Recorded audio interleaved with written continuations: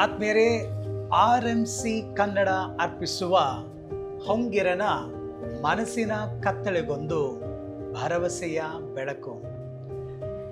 Ma'am, ಇದು ನಮ್ಮ ಹೊಸ ಕಾನ್ಸೆಪ್ಟ್. ನಿಮ್ಗೆ ಏನು ಅನ್ಸುತ್ತೆ ಈ ಕಾನ್ಸೆಪ್ಟ್ ನೋಡಿದಾಗ? ನಾನು ಅದನ್ನೇ ನೋಡ್ತಾ ಇದ್ದೆ. ತುಂಬ ಒಳ್ಳೆ ಕಾನ್ಸೆಪ್ಟ್.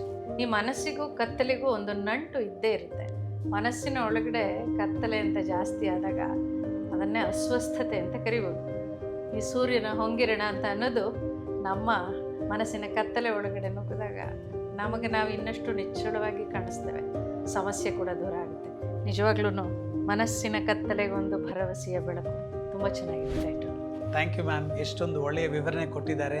ಎಸ್ ಫ್ರೆಂಡ್ಸ್, ಹೊಂಗಿರನ ಮನಸ್ಸಿನ ಕತ್ತಲೆಗೊಂದು ಭರವಸೆಯ ಬೆಳಕು ನಮ್ಮ RMC ಕನ್ನಡ ಚಾನಲಲ್ಲಿ ಶೀಘ್ರದಲ್ಲೇ.